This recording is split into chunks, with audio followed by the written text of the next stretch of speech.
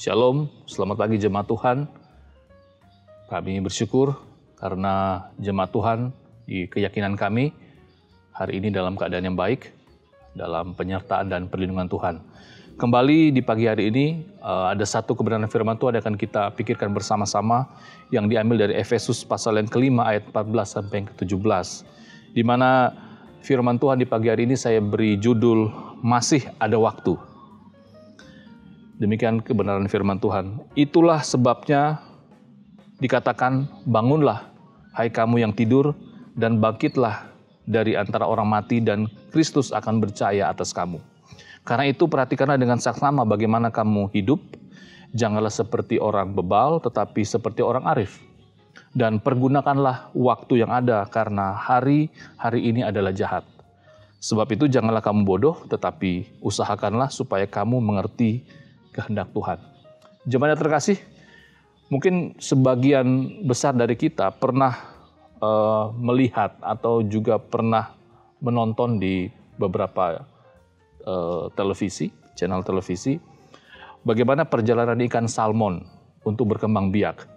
Kita bisa melihat biasanya ikan itu selalu suka di air yang tenang atau mencari air yang aman begitu ya. Tetapi kalau kita memperhatikan ikan salmon, justru ikan salmon ini dalam usaha untuk berkembang biak, dia berusaha untuk melawan arus, ya, melawan arus, berusaha sekuat tenaga melawan arus dari hilir sampai ke hulu sungai, agar saat dia sampai ke hulu sungai, dia dapat berkembang biak di sana. Jemaat terkasih, kalau kita memperhatikan perjalanan kehidupan kita, dari masa kanak-kanak kita, masa remaja kita, masa pemuda, dewasa muda, bahkan yang sudah berkeluarga, dan bahkan sudah ada yang sudah sampai di usia lansia, bahwa siapapun kita, dalam 2 Korintus 5 ayat 1-10, kita semua harus mempertanggungjawabkan kehidupan kita masing-masing selama kita menjalani kehidupan ini. Kalau kita berbicara tentang waktu dalam konteks Alkitab, memang ada 2 jenis waktu, yaitu Kronos dan Kairos.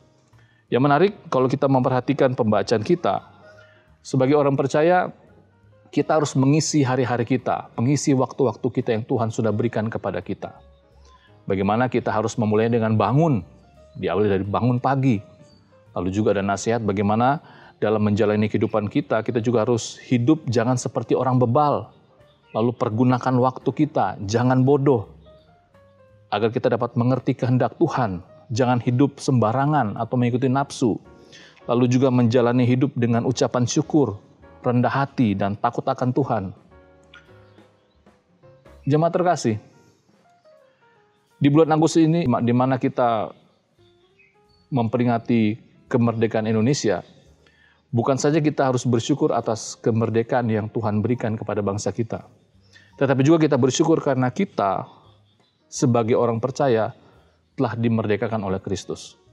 Oleh sebab itu, seperti nasihat dalam 1 Petrus 2 ayat 16, mari kita hiduplah sebagai orang merdeka dan bukan seperti mereka yang menyalahgunakan kemerdekaan itu untuk menyelubungi kejahatan-kejahatan mereka, tetapi hiduplah sebagai hamba Allah. Jemaat terkasih,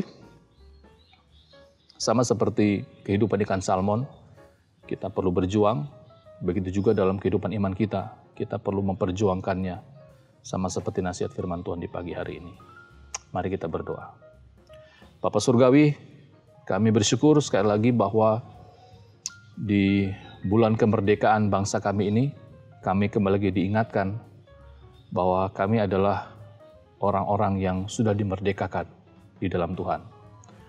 Oleh sebab itu, mampukan kami agar kami sebagai orang-orang sudah dimerdekakan, sungguh-sungguh dapat memperjuangkan kehidupan iman kami. Gambaran seperti ikan salmon, berjuang, kami juga pun harus berjuang untuk sebuah tujuan mulia.